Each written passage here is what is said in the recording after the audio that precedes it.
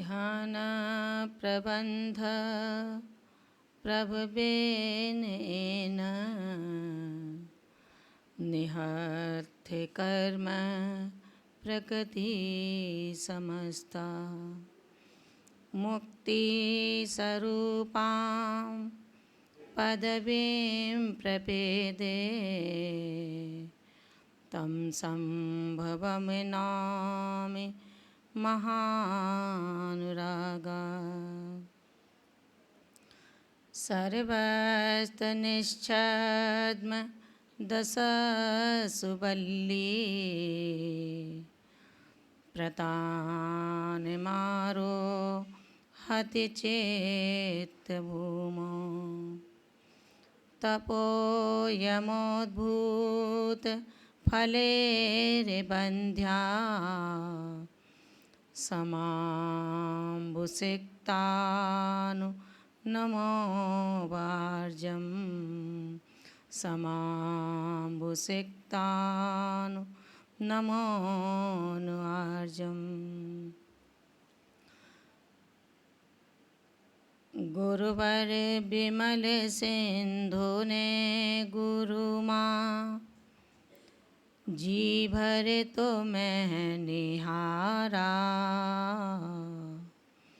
अनुशासित पांडित्य देख गणनी पद से श्रृंगारा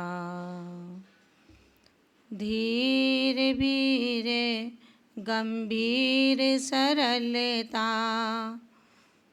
झलकी सदा चरण में सरस्वती की विशुद्ध नंदनी वंदन तब चरणन में सरस्वती की विशुद्ध नंदनी वंदन तब चरणन में। जबली आदि ब्रह्मा तीर्थंकर आदिनाथ भगवान की जय। शासन नायक तीर्थंकर श्री महावीर स्वामी की जय। 24 तीर्थंकर भगवान की जय। परम पूज्य गुरुदेव आचार्य श्री निर्मल सागर जी महाराज की जय। परम पूज्य भारत गौरव गुरुवर्या गणनीय आर्यिका श्री विशुद्धमती माता जी की जय। पर्वराज पर्यूषण महापर्व की जय। उत्तम आर्जव धर्म की जय।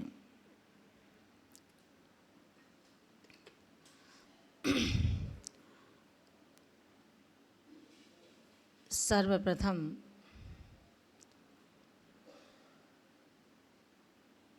उस मार्गदृष्टा जिन्होंने इस मार्ग का पाथेय प्रदान किया, कसायों का द्वार बंद हो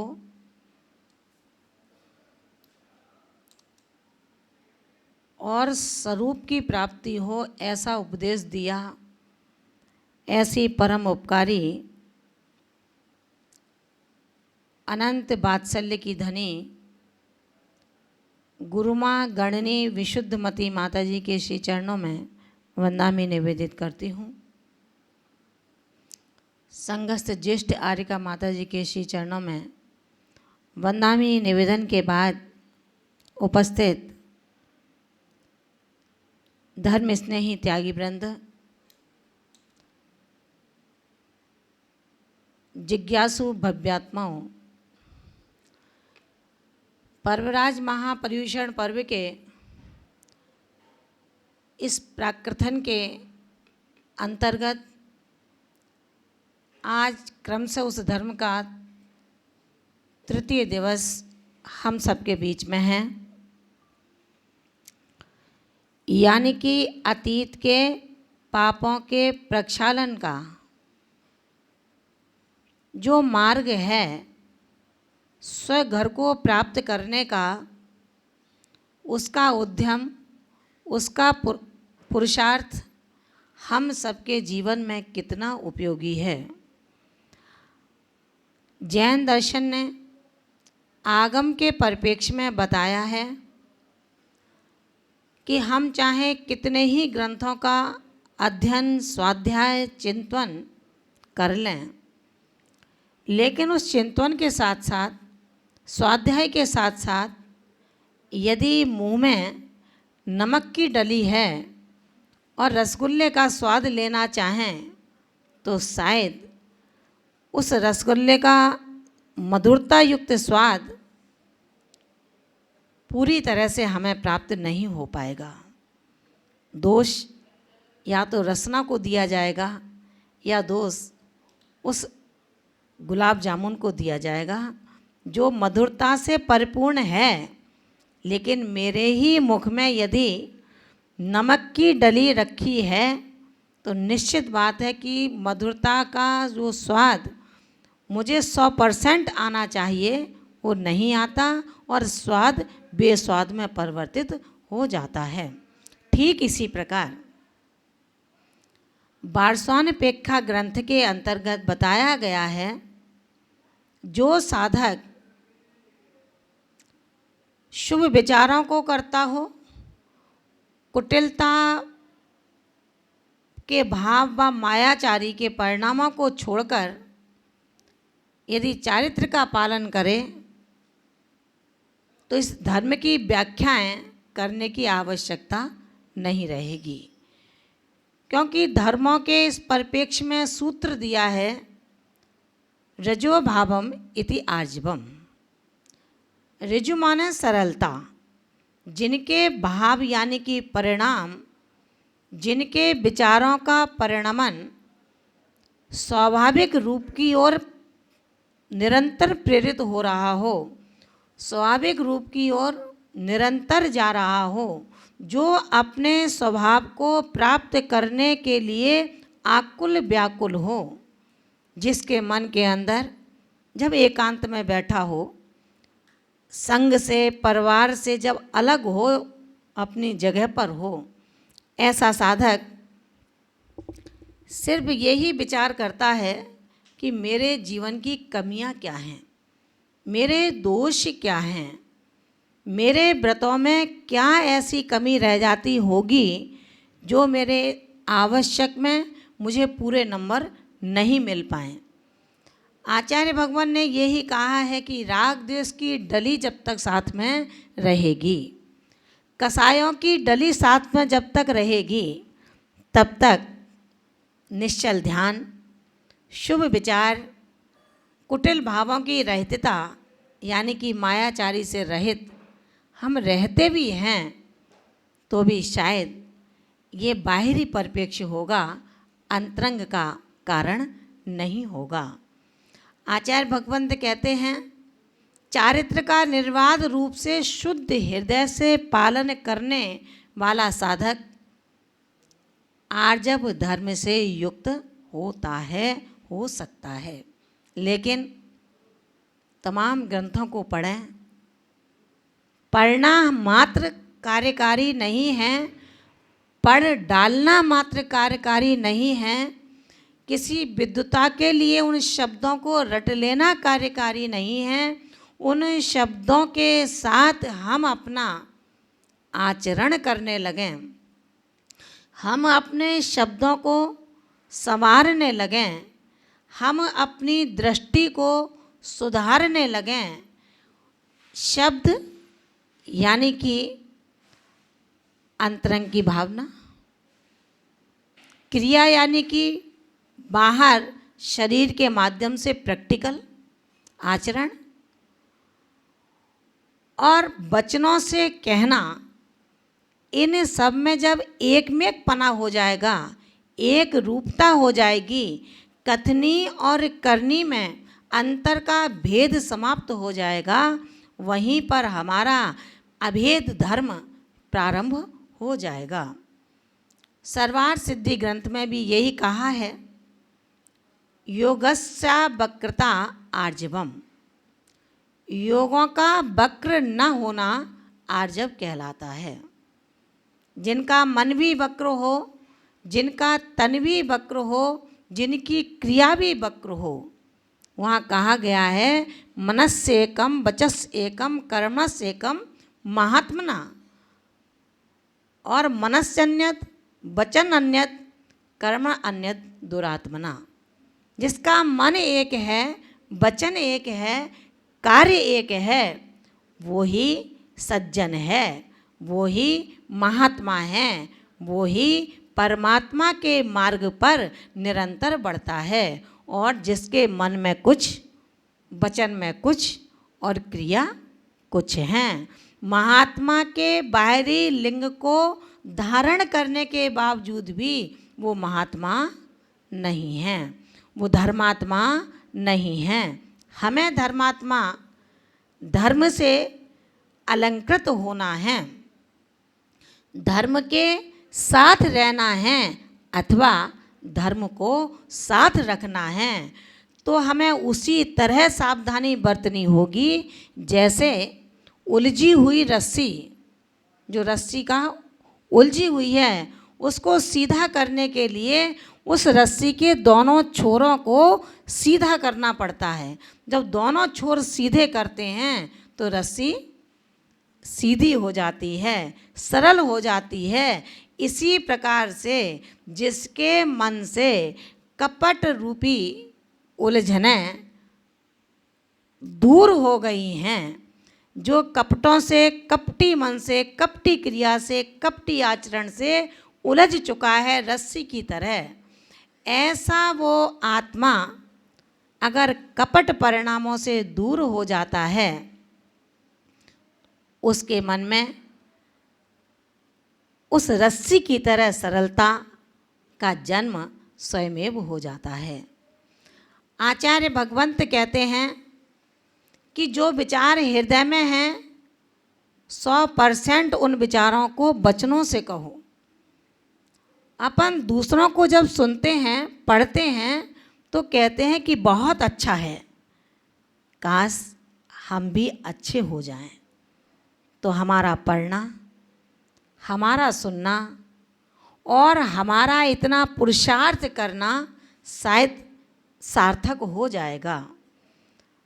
यदि हमारे मन में, वचन में और क्रिया में अंतर है तो वो धर्म नहीं है, वो अधर्म है। क्योंकि धर्म तो आचार्यों ने कहा है वक्रता का ना होना धर्म है। मन से, वचन से, काय से एक मेकता होना धर्म है। अगर इसके विपरीत धोखा देना, शब्दों के शहंशाह हैं आप, उनमें फंसा करके अपने कार्य की सिद्धि कर लेना, ये कपट है, ये धोखा है। अगर ऐसा करते हैं तो ये अधर्म के दायरे में चला जाता है।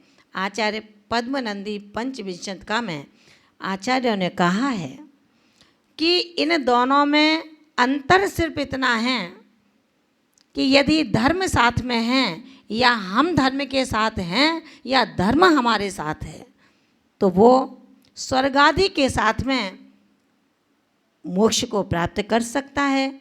और जो अधर्म के साथ में है, कपट और माया को जिसने अपना धर्म समझ लिया है, कपट और माया को जिसने अपनी जीत समझ ली है, आचार्य भगवान कहते हैं वो शायद उसकी सबसे बड़ी हार है और उसके लिए नरक का द्वार तैयार है।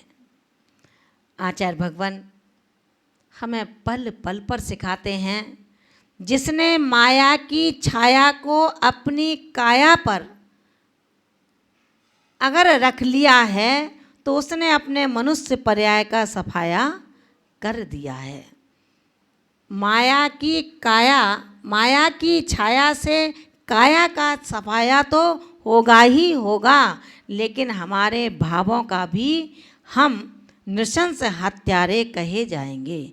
जिन भावों में हमें करुणा होनी चाहिए थी, जिन भावों से हमें समर्पण परिणाम होने चाहिए थे, जिन भावों से हमें तमाम प्राणियों को अपना बना लेना चाहिए था, हम कुटिलता के परिणामों के कारण जो मेरा था अब वो भी मेरा नहीं रहा।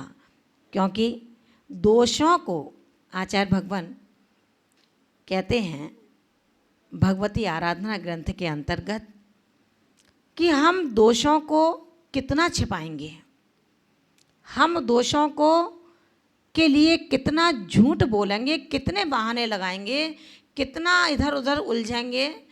उन्होंने कहा कि अगर दोष अत्यंत छिपाने पर भी कालांतर में कुछ समय बाद एक ऐसा समय आता है कि उससे आपके दोष प्रकाशित हो जाएंगे, आपके दोष पता लग जाएंगे। जब पता लगेंगे तब सामने वाला समझेगा जो धर्मात्मा बनता था वो शायद बगुला भगत है। उसकी एकाग्रता है, शरीर में हलन चलन नहीं है, मन में कहीं कुछ दिखाई नहीं दे रहा, क्योंकि शरीर ही दिखाई देगा, मन के परिणाम दिखाई नहीं देंगे। तन के परिणाम, तन की हलन चलन, तन की प्रवृत्ति चक्षु के गोचर है, लेकिन मन की प्रवृत्ति हमारे चक्षुओं के गोचर नहीं है।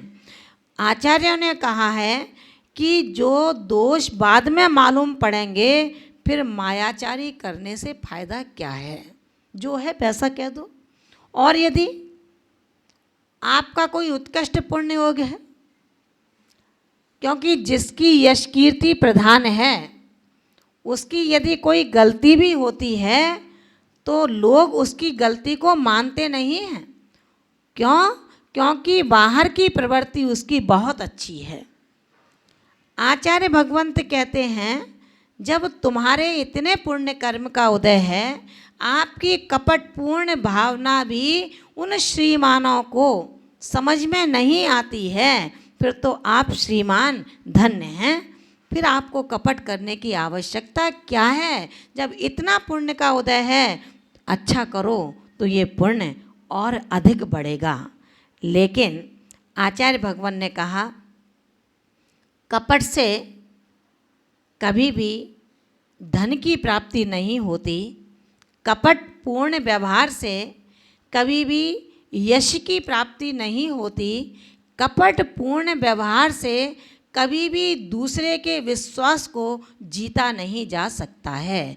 कपट से धन नहीं वरन पुण्य से, अपने कर्तव्यों से, अपने समर्पण से, अपने विश्वास से हम धर्मात्मा और अपने से अधिक जो बुद्धजन हैं उनके दिल में, उनके मन में हम अपना स्थान बना सकते हैं। अनगार धर्मामृत में कहते हैं यह कपटी है। अगर आपसे कहा जाए तू बहुत बड़ा कपटी है तो शायद बहुत बुरा लगेगा, वो सहन नहीं होगा। और यदि ऐसा भी कोई मजबूत व्यक्ति है जिससे कहें तू भैया झूठ बोलता है, बहुत कपट करता है, वो मान के चलो इन शब्दों को सहन भी कर ले। लेकिन आचार्य भगवंत कहते हैं अगर वो सहन भी कर लेता है,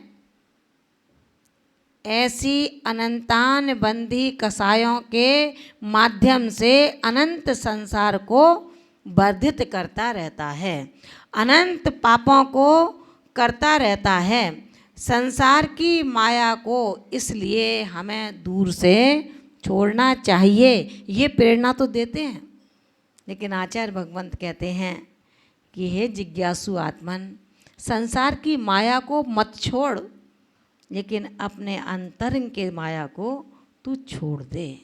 तेरे अंदर जो कसायों की माया है, तेरे अंदर जो वचनों की माया है, तुमने जो मनुष्य पर्याय प्राप्त की है, ये माया तुम्हारे इस लोक में तुमको अत्यंत निंदनीय घोषित करती हुई सभी के पात्रों, विश्वास के पात्र जो आज तक बने हैं उस विश्वास के पात्रों को दूर कर देगी। इसलिए इस मायाचारी से हमें निरंतर बचना है, क्योंकि जिन्होंने आर्जव रूपी नौका के द्वारा माया रूपी नदी को लांघ लिया है, माया रूपी नदी का उल्लंघन कर लिया है, वे लोकोत्तर पुरुष जयवंत होते हैं। वे लोकोत्तर पुरुष अपने आप में धन्य हो जाते हैं। परंतु मायापूर्ण शब्दों से, जैसे उस महाभारत के युद्ध में युद्ध को कैसे जीता जाए, कैसे हम अपने जो हमने योजना बनाई है उसमें सफल हों, अपन लोग भी ऐसी योजना करते हैं। जब 4 व्यक्ति एक से मिल जाते हैं, चारों ही कपटी हों, चारों ही मायाचारी हों, तो दोस्ती उसकी उससे ही होती है जो जैसा होता है। उसने अगर ऐसी दोस्ती कर ली तो वो आपको रास्ते बताएगा कि आप ऐसा करें, आप ऐसा करें, आप ऐसा करें। उस महाभारत में भी यही रास्ता बताया गया कि कैसे जीत सकते हैं। जहाँ पर गुरु द्रोणाचार्य जैसे हों, भीष्म पितामह जैसे हों, उनके लिए मैं तलवार उठा भी कैसे सकता हूँ। तो युक्ति बताई गई। शायद आप लोगों को कोई बताता हो युक्तियाँ इस तरह की। अगर ऐसी कोई युक्ति बताता हो तो ध्यान रखना, रे साधको, वो मित्र नहीं है। आपकी वो चाल और ढाल धर्म नहीं है। आपकी वो क्रिया पुण्य का उपार्जन करने वाली नहीं है। जैसे उसमें कहा गया, कुंजरो न नरहा। इस युक्ति से गुरु द्रोणाचार्य को जो धोखा दिया था, उसका ग्लानि युधिष्ठिर के मन में इतनी तीव्र रही थी कि वो सत्पुरुषों में अपने को छिपा करके रखते थे। कहीं मेरी करनी, मेरी शब्दावली और मेरे हृदय के विचार कहीं ऐसे ना हो जब उजागर हों तो लोग तुम पर अविश्वास करने लगें, लोग तुमको अपना मित्र बना करके पछताने लगें, लोग ये सोचने लगे कि मैंने इसकी बातों में आकर के अपना सारा हवाला दे दिया। अब जो दे दिया सो दे दिया, लेकिन आगे हमेशा हमेशा के लिए वो विश्वास टूट जाता है, वो मित्रता छूट जाती है। वो मित्रता ना छूटे इसलिए कहा गया है, तुम मायावी हो, मारीच के वंशज हो। तुम मायावी हो, मारीच के वंशज हो, जो स्वर्ण मृग होने का स्वांग रचाकर सत्य की सीता को सरे आम छलते हो और वक्त पड़ने पर गधे के पांव पड़ते हो। नित्य नए आदर्शों के लवादे ओढ़कर मामा शकुनी सी चाल चलते हो। जिस थाली में खाते हो उसी में छेद करते हो। तुमने अपने ईमान को लगभग तिलांजलि सी दे दी है और अधर्म संघ की सदस्यता को ग्रहण कर ली है। यह तुम्हारा कपटपूर्ण व्यवहार आखिर कब तक अप्रकट रहेगा। जब पाप का घड़ा भर जाएगा स्वतः ही फूट पड़ेगा। इसलिए अब भी मान लो गुरुओं की सीख, इसलिए अब भी मान लो गुरुओं की सीख। कपट को छोड़कर कर लो धर्म पथ का अनुगमन, ले लो गुरुओं की शरण। आचार्य भगवान समय समय पर शब्द शब्द से अत्यंत सरलता से हमें ये समझाने का प्रयास करते हैं कि हम अपने जीवन में इतने सरल बने, इतने तरल बने, इतने नरम बने कि यदि आप दूर हैं तो भी लोग आपसे मिलने के लिए लालायित हों। यदि आपने मौन ग्रहण कर लिया है और एक समय की फाउंडेशन रखा है कि मैं 24 घंटे के अंदर, मैं 12 घंटे के अंदर केवल 1 घंटा बोलूँगा, तो लोग तरसें कि महाराज माता जी इस समय मौन खोलेंगी, अपन झटपट झटपट काम करके उनके शब्दों को, उनकी आवाज़ को, उनकी मधुरता को सुनने के लिए चलें। वो क्या शब्द हैं जिस पर मक्खी भी ना बैठे। हम कितना बोलें उतना जो सबके लिए परम उपयोगी हो। एक जब कहते हैं कि दूसरों के माल हड़पने के लिए अथवा अपने व्यापार को चलाने के लिए व्यक्ति पर समय नहीं है, कब धर्म करे। तो ऐसे भी व्यक्ति देखे जाते हैं, दर्शन करने आए हैं, भाद्रपद चल रहा है, आज तो कोरोना है तो अच्छा है मंदिर की छुट्टी हुई। जो लोग भदैया जैनी होते हैं ना, सदैया जैनी को तो कष्ट है कि मंदिर बंद क्यों हैं। उनके तो आँखों से टप टप आंसू गिरते हैं कि कैसा कलिकाल आ गया। पंचम काल में जो छठवें में आना था वो पंचम में ही आ गया। आगम कहता है कि हे भव्यालु आत्मन, ये कलिकाल आया नहीं है, ये कलिकाल का ट्रेलर चल रहा है। अभी तो नमूना दिखाया जा रहा है। आज मंदिर बंद हैं, घर में सब कुछ मिल रहा है, प्रवचन भी मिल रहा है, त्याग भी मिल रहा है, जाप भी मिल रहा है, आहार देखने को भी मिल रहा है, जिनाभिषेक भी देख लेते हैं। छठा काल तो ऐसा आएगा जिसमें ये कुछ भी व्यवस्थाएं नहीं होंगी। लेकिन ऐसा बधैया जैनी, ऐसा मरैया जैनी, ऐसा लड़ैया जैनी जिसके यहाँ मौत होती है तब मंदिर आता है, जब मीटिंग होती है, गुल्लक खुलती है तब मंदिर आता है। ऐसा जैनी जब मंदिर में आता है, भगवान के दर्शन करता है, तो उसको समय नहीं है, वो कहता है समय नहीं है। तो ऐसी एक सज्जन जिनालय में दर्शन कर रहे थे और उनकी जाप पे चल रही थी, और जाप की स्पीड इतनी तेज़ थी, जब दृष्टि हमारी पहुंची तो हमने कहा भैया ये कौन सी जाप कर रहे हैं, कम से कम 60 बार तो अंगूठा घूम गया एक जाप में। मन में लगा कि णमोकार मंत्री जाप तो नहीं हो सकती, ओम अस्या उषा की जाप भी नहीं हो सकती। शायद हो सकता है ओम ओम की कर रहे हों तो ओम की जगह मोम मोम कहने लगे हों। लेकिन फिर भी मन बेताब रहा। मन में आया कि पूछ लेंगे। इत्तेफाक से हम अपनी जगह आ गए और वो सज्जन दर्शन करने आ गए। अब क्या था, पूछ लिया हमने, भैया पारस जी कौन सी जाप लगा रहे थे?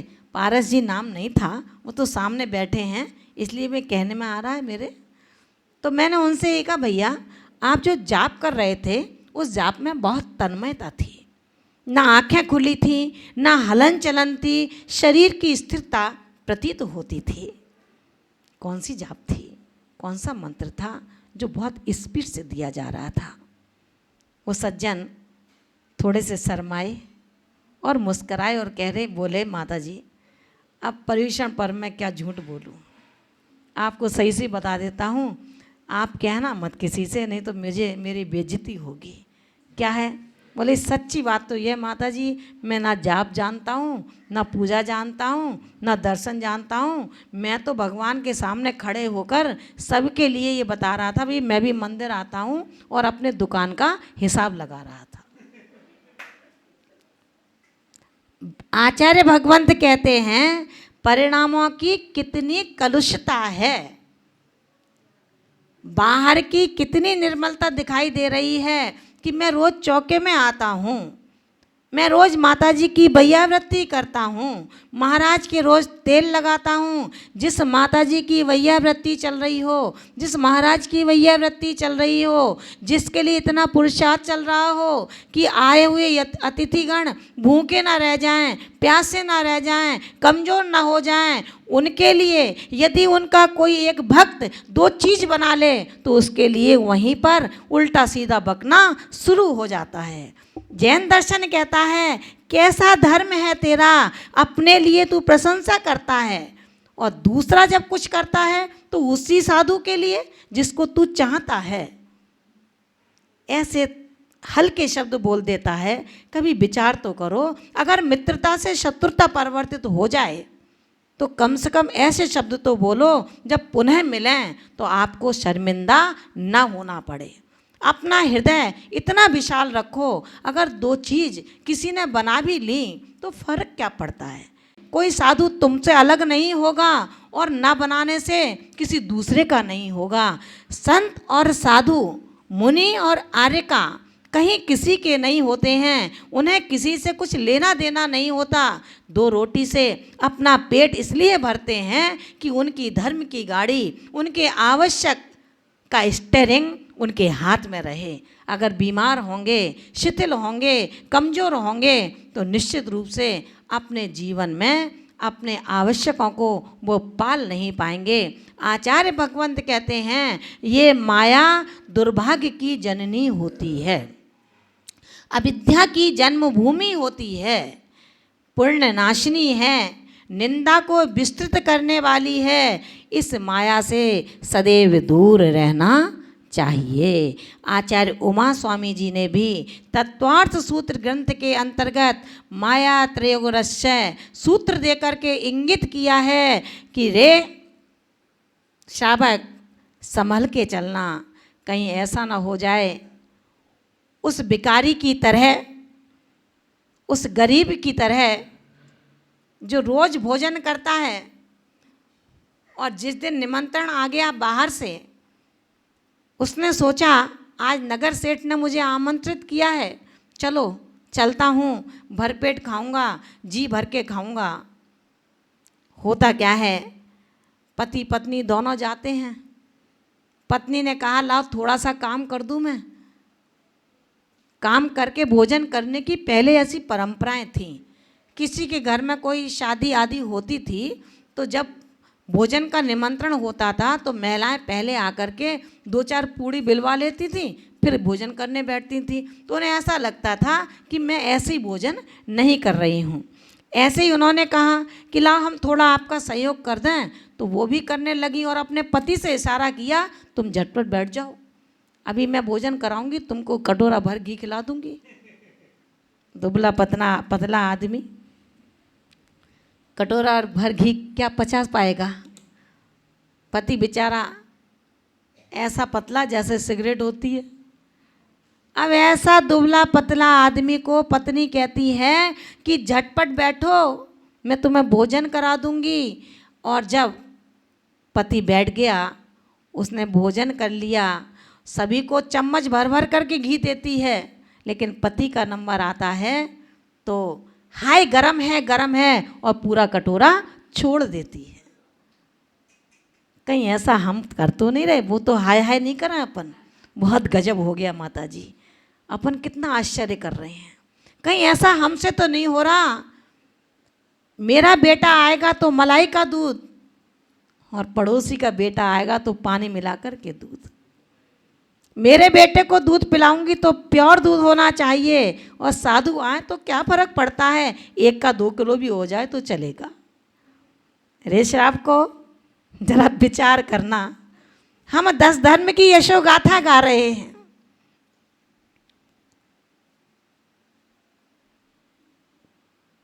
उदार नहीं बन सकते तो कम से कम दाता तो बनो। तुम तो कंजूस से भी हद पार कर गए और मक्खी चूस बन गए। अगर मक्खी पे भी मलाई है तो वो भी निचोड़ लेते हो। और धन्य है आज का श्रावकत्व, और धन्य है आज का आर्जव धर्म। जब पति ने इशारा किया कि अरे ये क्या कर दिया, इतना सारा घी, तो उन्होंने आंख दिखाई, चुपचाप खा लो, कुछ बोलना मत, लोग क्या कहेंगे।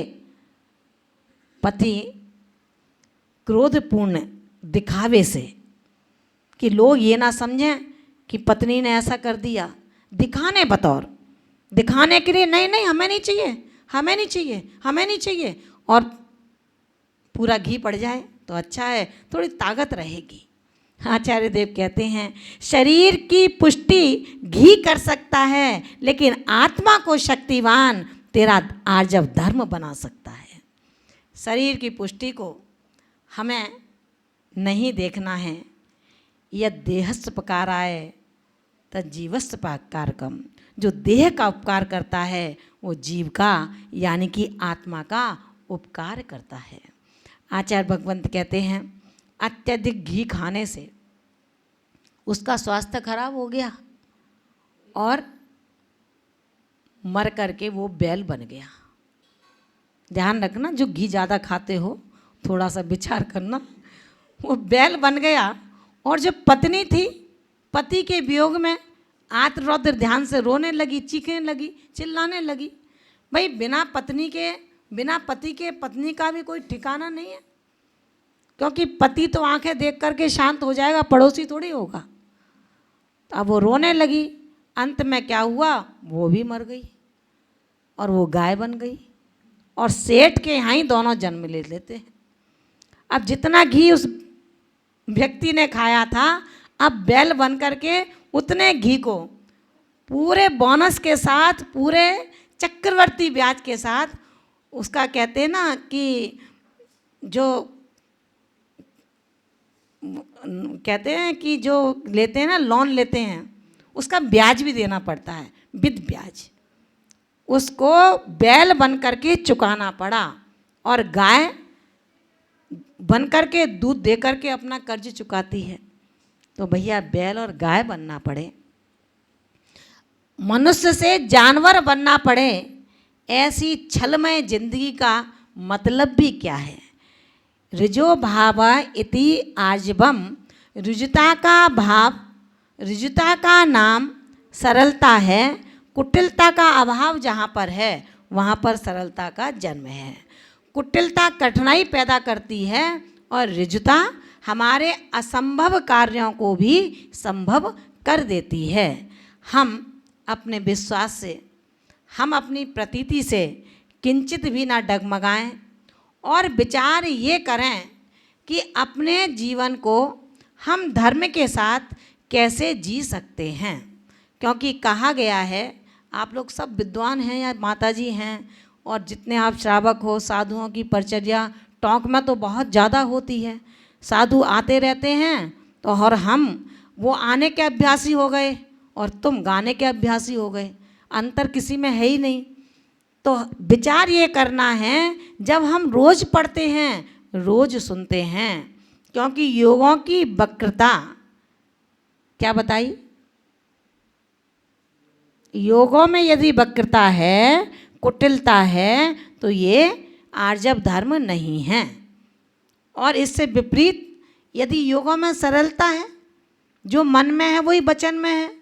अब 50 बार पूछें भैया बता दो क्या बात है, कुछ नहीं है, कुछ नहीं है, कुछ नहीं है। अरे भाई कुछ तो है। जो आपका चेहरा ऐसे ही सुंदर था, इस पर तो मक्खियाँ भी आने के लिए परेशान होती थी, इतना सुंदर चेहरा है। आज एक भी मक्खी नहीं बैठ रही, कारण क्या है। तो भैया यही कहा, जो योगन की चपुलाई तात हैं आश्रव भाई, आश्रव दुख कार्य घनेरे, बुद्धिवंत तिन्हें निर्वेरे। रोज पढ़ते हैं ना अपन, अलग चीज़ तो नहीं है। जो योगों की चपलता है, चंचलता है, योग बिजली की बात कौंधते हैं और बुझते हैं। ऐसे योगों के माध्यम से जिन भावों का तू कर्ता बना है, उन भावों के कर्तत्वपने से कर्म जो पुद्गल वर्गणाएं हैं, वो कर्म संज्ञा को प्राप्त होकर तुझसे चिपक जाएंगी। अब तुम कर्मों का ग्राही बन चुका है। जो पुद्गल वर्गणाएं थीं, उनसे न तुमको कुछ लेना था, न उसको कुछ लेना था। लेकिन योगों की चपलता से, योगों की चंचलता से आश्रम का द्वार खुला और वो जो कर्म पने से रहित थी पुद्गल वर्गणाएं, वो कर्म संज्ञा को प्राप्त होकर के तेरी बन गईं। कर्म बंध से युक्त हो गया। अब कौन? जिसने योगों की चंचलता को धारण किया था।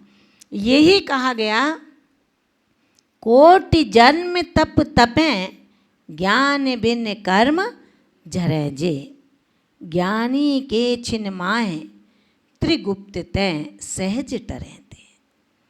जो ज्ञानी आत्मा है, जो समझता है कि यदि मैं अशुभ कर्मों का करता हूँ तो अशुभ बंध का बंधक बनूंगा, और यदि शुभ कर्मों का करता हूँ तो मैं अशुभ कर्म से निर्बंध हो जाऊंगा। बंध की भेद और अभेद दशा, शुभ अशुभ आश्रव से जब तक हम उनके हेतुओं को न जान सके, तब तक ध्यान रखना, करोड़ों वर्षों तक की तपस्या आप कितनी भी करते रहो, कर्मों की निर्जरा किंचित भी संभव नहीं है। हम माताजी बन गए, महाराज बन गए, आर्यिका बन गए, मुनि बन गए, इससे होता क्या है? मात्र इतना बनने से कर्म कटेंगे क्या?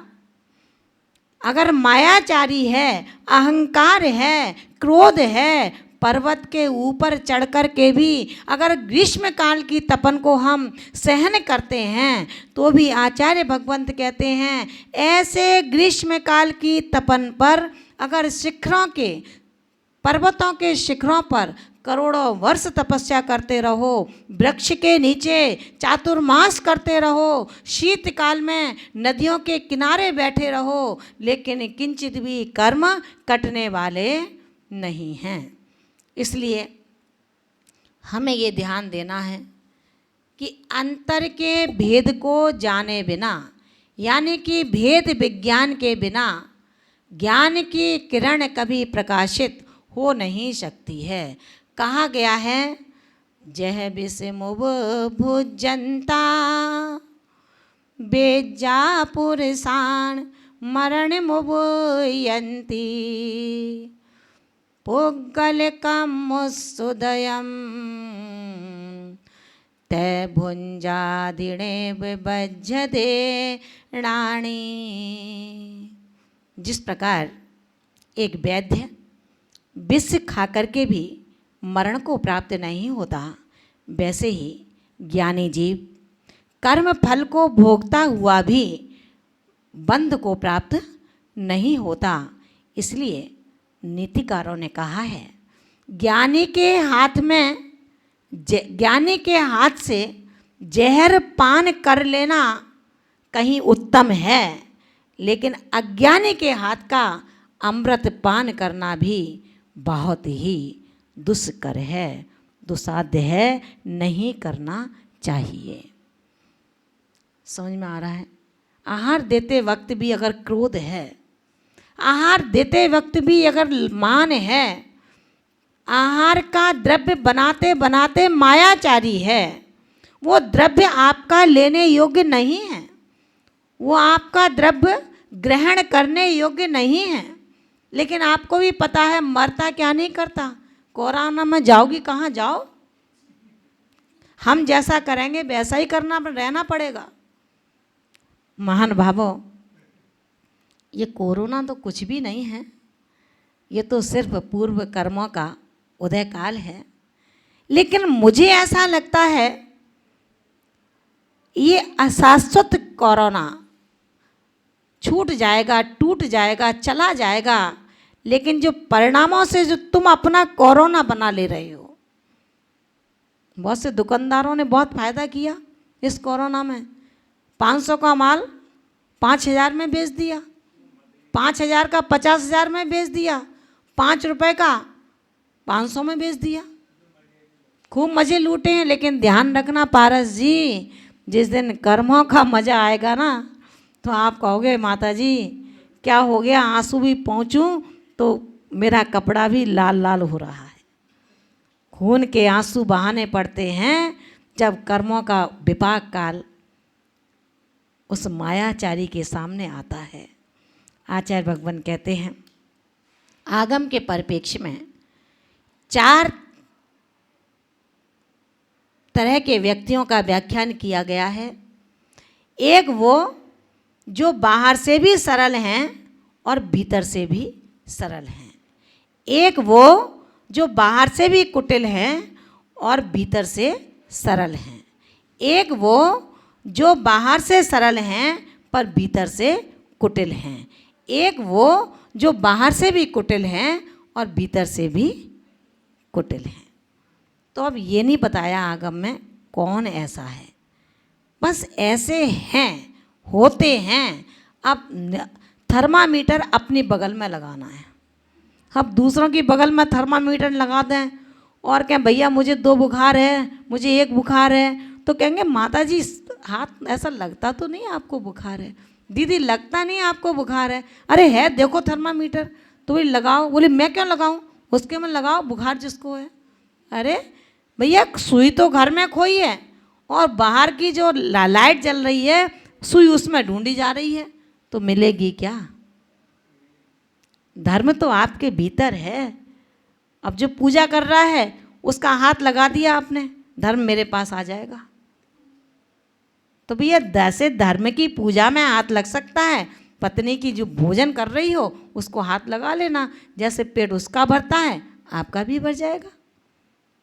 कितने मायाचारी हैं हम, कितने स्वार्थी हैं, जो बाहर और भीतर दोनों से सरल हैं।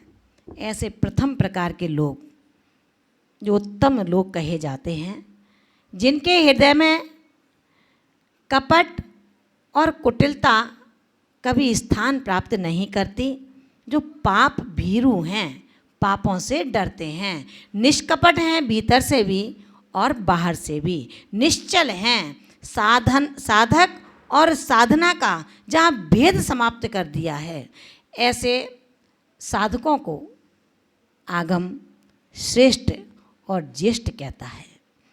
ऐसे श्रावकों को कहा गया है जिसका धर्म से पवित्र है हृदय, ऐसा श्रावक और ऐसा साधक अति उत्तम है, जिसके जीवन में मन की पवित्रता के अभाव में जीवन की शुद्धि कभी भी अशुद्धि में परिवर्तित नहीं हो सकती।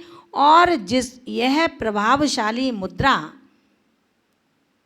जिसका तेज है चेहरे पर, जिसकी लंबाई चौड़ाई लगता है वज्रवृषभ नारा सैनन है, आज पंचम काल का, कुटिल काल का आदमी चलता है कि भैया लंबाई भी पूरी है चौड़ाई भी पूरी है, अब कमी क्या है मेरे अंदर, और दम भर के चलता है। आचार्य भगवंत कहते हैं ज़्यादा मदहोशी मत बन, ये लंबाई चौड़ाई जिस दिन कर्म का डंडा पड़ा वहीं पर बैठ जाएगी, बहुत देर नहीं लगेगी, बस थोड़ा सा सिर दर्द हुआ और तू उठ ही नहीं पाएगा, जो अकड़ से चलता था वो पड़ा का पड़ा रह जाता है। कुरल काव्य में कहा है वह प्रभावशाली मुद्रा किस काम की, जब अंतःकरण में बुराई भरी हो, अंतःकरण में स्वार्थ भरा हो, राग देश की गंध बही हो। ऐसा प्रभावशाली मुद्रा किस काम की है, जब सज्जन व्यक्ति बड़ी श्रद्धा से कहता है भैया आज मेरा गधा जरा खेत पर चला गया है, मुझे मिट्टी लानी है, गधा दे दो अपना। तो कहता भैया तुमने आज पहली बार तो कुछ मांगा है मुझसे, और वो भी है नहीं, वो खेत पे चला गया है। उसका कहना हुआ खेत पर चला गया और गधा अंदर से रेंकना शुरू कर देता है। उसने कहा भैया ये क्या चक्कर है, तुम कहते हो गधा खेत पर गया है और गधा तो अंदर रेंक रहा है। तो पता है वो व्यक्ति क्या कहता है पारस जी, वो क्या कहता है, वो कहता है कि भाई मेरी समझ में नहीं आया, तुम इंसान की आवाज़ को नहीं समझते हो और जानवर की आवाज़ को समझ रहे हो। मैं भी तो कुछ कह रहा हूँ, आप क्या बातें करते हो। ऐसी स्थिति में आज जो व्यक्ति सरल होता है, जो व्यक्ति तरल होता है, जो व्यक्ति नम्र होता है, उसका सामंजस्य ऐसे कुमार जैसे स्वभाव वाले व्यक्ति से कभी बैठ नहीं सकता है। शिष्य और गुरु के अंदर संबंध जब भी स्थापित होते हैं जब बाहर और भीतर दोनों से सरलता होती है। गुरु खराब नहीं होते, गुरु की दृष्टि भी खराब नहीं होती, गुरु के वचन भी खराब नहीं होते और गुरु का डंडा भी खराब नहीं होता। ध्यान रखना, गुरु डंडा रखते नहीं हैं, लेकिन दंड डंडे से कम नहीं होता। अगर कोई समझे तो, अगर गुरु ने कह दिया एक शब्द, शिष्य शिष्टाचारी है, आज्ञा का पालन करने वाला है, भीतर और बाहर से एक है, उस दोष की पुनरावृत्ति नहीं करेगा, ताकि गुरु को बार बार हमें झकझोरना पड़े, अपने शब्दों को उन्हें गंदा करना पड़े, उन्हें हमें झूठी रोष में आकर के हमें मार्ग के लिए प्रेरणा देनी पड़े। हम क्यों ऐसा करें कि मेरे निमित्त से मेरे गुरु पाप के कारण बने। गुरु को मैं इतना चाहता हूँ कि उनकी सदगति हो, जल्दी मोक्ष हो, वो भटके नहीं, अटके नहीं, टूटे नहीं, छूटे नहीं। हम इतना चाहते हैं, फिर गुरु की बात पर रोष कैसे, गुरु से कपट कैसी, गुरु से माया कैसी और गुरु से अहंकार कैसा। महान भावों, जो बाहर से भी कुटिल होते हैं और भीतर से सरल होते हैं, ऐसे व्यक्ति बहुत बादाम की तरह होते हैं। बादाम ऊपर से छिलका कठोर होता है, खाया नहीं जा सकता, लेकिन उसकी गिरी मृदु होती है, खाने योग्य होती है, पाषाण जैसी नहीं होती। ऐसे व्यक्ति का कटु कठोर वचन यदि कुछ कह देते हैं तो वो अपने कल्याण के लिए कहते हैं, कल्याणकारी वचन होता है। वो उनके द्वारा अपनाई गई कठोरता हमारे लिए ऊर्ध्वगमन का कारण होता है। अगर वो तटस्थ हो जाते हैं, कहते हैं मुझे क्या करना किसी से, तो ऐसा यदि ऐसे व्यक्ति मान लें तो ध्यान रखना, हमारे जीवन का कभी उन्नयन नहीं हो सकता है, हमारे जीवों का कभी सत संस्कार नहीं हो सकता है। माता पिता गुरुजन यदि अपने संतान को, अपने शिष्यों को डांटते हैं, दंड देते हैं, तो उनके लिए छल नहीं है, स्वार्थ नहीं है, वरन उनका कर्तव्य की पालना करते हैं कि मेरा शिष्य कभी मुझसे भी ऊंचा उठ करके सारी दुनिया में धर्म का परचम अपने हाथ में साथ करके सबसे आगे वाली पंक्ति में बैठने की योग्यता प्राप्त कर ले। जो बाहर से सरल हैं और भीतर से कुटिल हैं, ऐसे व्यक्ति बहुत ही खतरनाक होते हैं, कलुषित परिणामी होते हैं, जिनके शब्दों में तो मधुरता होती है लेकिन अंतरंग में भयंकर वाली कालिमा होती है। ऐसे व्यक्ति सीधे और सरल से प्रतीत होते हैं, किंतु अंदर में धूर्तता से, कपट से, छल से भरे हुए होते हैं। उनका आचरण, उनका व्यवहार अत्यंत छल पूर्वक हुआ करता है, अत्यंत शुद्ध और मित्रता पूर्वक दिखाई देता है उनका व्यवहार, किंतु अवसर आते ही वो यथार्थ स्वार्थ की सिद्धि में कभी पीछे नहीं हटते, अपने हितैषी मित्र का गला घोंटने में देर नहीं लगाते। बाण सीधा होता है लेकिन उसका तंबूरा टेढ़ा होता है। मनुष्य की आकृति से नहीं, मनुष्य के कामों से हम पहचानें कि व्यक्ति कैसा है। बगुला बड़ा शांत है, धीरे धीरे चलता है, कहीं जीवों की हत्या ना हो जाए ये मन नहीं है उसका। उसकी मायाचारी ये है कि धीरे धीरे चलता है, जल की जलाशय की ओर दृष्टि है, कौन सी मछली कितनी छलांग किस ओर भरेगी, बस अपना ये एडजस्टिंग करता है कि अब मुझे चोंच कहाँ डालनी है। और राम जैसे को, जिसका हृदय राम जैसा है, भगवान जैसा है, इंसान जैसा है, उसे लगता है बगुला ईरापत शुद्धि से चल रहा है, जीवों की हिंसा ना हो इसलिए धीरे धीरे पांव रख रहा है। ऐसा व्यक्ति जो बाहर से सरल और अंदर से कुटिल है। उसी तरह एक मुनिराज जो ध्यान कर रहे हैं, ध्यान में बैठे हैं, एक साधक सामायिक में बैठा है, लेकिन ध्यान जा रहा है कि अभी तक मेरा मित्र नहीं आया। मित्र के चक्कर में अपने परिणामों को बिगाड़ता है, वेश्या का ध्यान करता है, समस्या का ध्यान करता है, भोगों का ध्यान करता है, शरीर की आकृति से शांत है, प्रशांत है, लेकिन परिणामों की डावाडोल स्थिति स्थिर नहीं है, अस्थिर है। और एक वेश्या जो किसी निमित्त से वेश्या बन गई है, नहीं चाहती थी मैं वेश्या बनूं। वो विचार करती है कि देखो दिगंबर तपोधन कितने अच्छे होते हैं, निरंतर अपनी आत्मा के ध्यान में लगे रहते हैं, निरंतर मंत्रों का जाप करते रहते हैं, प्रभु का स्मरण करते रहते हैं, एक दूसरे का परोपकार करते हैं। हे भगवान, मैं वेश्या वृत्ति को छोड़ करके कब दिगंबर संत जैसी उस स्थिति को प्राप्त होंगी। महान भावों, ध्यान रखना, एक वेश्या का चिंतन है, एक साधक का चिंतन है जो बाहर से सरल स्थिर एकाग्रता से दिखाई दे रहा है, लेकिन वो अशुभ बंध करता है। जो बाहर से वेश्या है लेकिन अंदर के परिणामों से वो मुक्ति का मार्ग अन्वेषण कर रही है।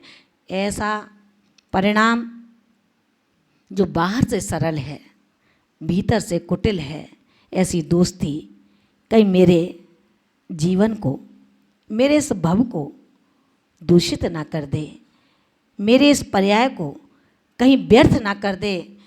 चौथे प्रकार का व्यक्ति जो बाहर से और भीतर से दोनों से ही कुटिल है। कुटिल गति कुटिल मति कुटिलाशय, कुटिलशील संपन्ना, सर्वम पश्यति कुटिलम, कुटिल है कुटिलेन भाविना। कुटिल व्यक्ति सभी चीज़ें कुटिल भाव से, कुटिल रूप से देखता है। उसकी गति भी कुटिलता से युक्त है, वक्रता से युक्त है, मति भी वक्रता से युक्त है, और मनोभाव भी, उसका आचरण भी, यानी कि प्रैक्टिकल भी कुटिलता से युक्त होता है। ऐसा व्यक्ति कभी किसी की भलाई नहीं कर सकता और ऐसे व्यक्ति से भलाई की कभी इच्छा करनी भी नहीं चाहिए। जो व्यक्ति ये कहे कि बेटा अब मैं मृत्यु के समीप जा रहा हूँ, तुम मेरे पास आओ, सुनो मेरी बात, अब मैं मर जाऊंगा, अब जीवित नहीं रहूंगा, तुम एक काम करना, पिता की अंतिम इच्छा को जो पुत्र पूरी करता है वही तो सुपुत्र कहलाता है। पुत्र बोले, पिताजी आप तो कहो, क्या कहना चाहते हो? उन्होंने कहा, मैं मर जाऊंगा और मरने के बाद तुम मेरे दोनों पैरों को काट के इस पड़ोसी के घर में डाल देना और फिर FIR दर्ज करवा देना। मेरे मन में बड़ी शांति मिलेगी, मैं चैन से अपने स्थान को ढूंढ लूँगा। महान भावों, कहा गया है ऐसा कुटिल परिणामी जो जीते जी कुटिलता में रहा और मरते वक्त भी जिसकी कुटिलता छूट नहीं पा रही है। लेकिन पुत्र यदि ज्ञानवान हैं, संस्कारवान हैं, तो पिता की इस इच्छा को पूरी करेगा क्या? आचार्य नेमिचंद सिद्धांत चक्रवर्ती गौमट सार में कहते हैं कि यदि गुरु ने कुछ ऐसा उपदेश दे दिया कि जो आगम से विरुद्ध है, अगर उसको भी हमने श्रद्धा से ग्रहण करा है तो उसमें भी वो पाप का भागीदार नहीं है। लेकिन जैसे ही पता लगता है कि ये गलत है, आगम से विपरीत है, इसको हमें ग्रहण नहीं करना, फिर भी नहीं करता, तो वहाँ से उसका बंध अशुभ शुरू हो जाता है। अजान मान गुरुण योगा, गुरु के नियत से यदि अज्ञानतावश वो ऐसा भी ग्रहण करता है और सच्चाई पता होने पर बाद में अपनी मान के कारण मेरा मान गलत हो जाएगा, लोग क्या सोचेंगे, रावण की तरह सीता को वापस कर दूं तो लोग मुझे कायर कहेंगे। लेकिन जैन दर्शन कहता है जो क्षमा कर देता है वो कायर नहीं होता, वो महावीर भगवान से बढ़कर के होता है। अंदर कुटिल हैं, पिता की बातों को सुनकर के पुत्र हक्के बक्के रह जाते हैं कि अरे ये पिताजी क्या कह रहे हैं, धिक्कार है इनकी इस प्रवृत्ति को, मरते वक्त भी इनको शांति नहीं है। जैन दर्शन का सिद्धांत कहता है अंतर्गतो मलो दुष्टस तीर्थ स्नान सतेरपि। अंतर मन में यदि अंतर मन से जो दुष्ट प्रवृत्ति का है वो हजार सैकड़ों बार तीर्थों का स्नान क्यों ना कर ले, न शुद्ध्यति यथा भांडम सुराया दाहितम चयत। वो इसी तरह से है जैसे सुराया माने मदिरा के पात्र को आग में तपाने के बाद भी शुद्ध नहीं किया जा सकता, वैसे ही कुटिल हृदय का जो व्यक्ति है 100 बार तीर्थ यात्रा कर ले, तीर्थ स्थान पर चला जाए, लाखों दर्शन कर ले, अभिषेक भर भर कलशों का भगवान के सिर पर डाल दे, लेकिन उसकी कुटिलता, मायाचारी, कपट पूर्ण व्यवहार उसको कभी भी शुद्ध नहीं करने देता। जिसके मन की भावना ही ये हो कि मैं इसको ठगने में बहुत निष्णात हूँ, ऐसा वंचक परिणामी कभी भी तिर नहीं सकता है, खिर सकता है लेकिन तिर नहीं सकता। महान भावों, अब ध्यान ये रखना है, आज का उत्तम माधव धर्म का विश्लेषण आपने बड़ी धैर्यता के साथ सुना है, चित्त की एकाग्रता के साथ सुना है। निद्रा देवी ने भी तो किंचित आपके ऊपर प्रहार नहीं किया, बड़ी शांति से आप बैठे रहे। लेकिन ये बैठना, ये सुनना तभी सार्थक होगा जब आज हम इसका चिंतन करें कि उत्तम आर्जव धर्म का परिप्रेक्ष्य मेरे जीवन में अगर एक शब्द रूप भी उतर जाता है, क्योंकि हमारी प्रवृत्ति क्या है, दूसरों को देखने की हमारी प्रवृत्ति है, वो बुरा है। लेकिन आपकी 3 उंगली क्या कहती हैं, जितना वो बुरा है उससे 3 गुना तू बुरा है। बुरा जो देखन मैं गया, बुरा ना मिलिया कोई, और निजघट झांक्या आपनो, मुँह सो बुरा न कोई। ध्यान रखना, सोचना समझना कि हम पाप में जिंदगी से शायद जिंदा जिंदगी को नहीं जी पाएंगे। अपने इस आयुष्य को हमें व्यर्थ में ही नहीं गंवाना, वरन इस आयुष्य के लिए हमें वो पुरुषार्थ करना है जो आयुष्य आज मिला है, इससे ज़्यादा हमें कल मिले। क्योंकि कल मिलने पर हमें ऐसे मौके मिल सकते हैं कि हम साक्षात तीर्थंकर के समोषण में बैठें, साक्षात अकृत्रिम चैत्यालयों के दर्शन करें, और इतना भी ना मिल पाया तो कम से कम हम सरल रीति से अपने कर्तव्यों का सद्व्यवहार करते रहेंगे। श्रावक अपने षट आवश्यक निभाता रहे, साधु अपने षट आवश्यकों में लगा रहे, तो मुझे नहीं लगता कि पंचम काल दुर्भाग्यपूर्ण स्थिति में बीतेगा। अगर सभी अपने अपने रास्ते पर रहें, हम अपने भेद ना करें, ये साधु मेरा है, ये साधु तेरा है, ये धर्म मेरा है, ये मंदिर तेरा है। मंदिर सबके एक हैं, अंतर बस सोच का है। उत्पत्ति स्थान सबका एक है, लक्ष्य सबका एक है, तपस्या सबकी एक है, मार्ग दृष्टा सबका एक है, परमपिता परमेश्वर सबका एक है। फिर हम अज्ञानियों के मन में ऐसा भेद क्यों पड़ा? कौन से आगम में ऐसा लिखा है? कौन से आचार्यों ने ऐसा कह दिया कि बेटा तू मेरे शिष्य है, तू मेरा झंडा झूठ के साथ, मायाचारी के साथ ऊंचा करना? शायद कोई गुरु अपने शिष्य के लिए ऐसी शिक्षा नहीं देते, वरन वो तो शिक्षा ये देते हैं कि अपने दोषों को छपाना और अपने गुणों को छिपाना, दूसरों के दोषों को छिपाना और आप दूसरों के गुणों को छपाना। अगर छपाने का तात्पर्य उनको प्रकाशित कर देगा, उजागर कर देगा, तो तू उच्च गोत्रीय बन जाएगा। और यदि अपने गुणों का बखान करता है, अपने गुणों को छपाता है, आज मैंने 1 करोड़ का दान इस मंदिर की नींव के लिए दिया है, फोटो खींचता है, टीवी पर जाता है, तो दान देना सार्थक है, और नहीं है तो मतलब क्या, इतना पैसा भी खर्च करूं और कोई जाने भी नहीं मैं इतना दानवीर सेठ हूँ। लोग ये कहते हैं, लेकिन आगम कहता है तुम भीड़ के चक्कर में ना पड़ो, तुम यश के चक्कर में ना पड़ो। जब तुम छिपा कर के दोगे तो ध्यान रखना, तुम चक्रवर्ती की संपदा को प्राप्त हो जाओगे, तुम चक्रवर्ती जैसे बन जाओगे। चक्र रत्न तुम्हारे यहाँ जन्म लेगा और आपको एक घर का नहीं, एक दर का नहीं, एक खंड का नहीं, शट खंडों का अधिपति बना करके छोड़ देगा। इन्हीं भावनाओं के साथ में आपने उत्तम आर्जव धर्म को बहुत ही शांति के साथ सुना है, एकाग्रता के साथ सुना है।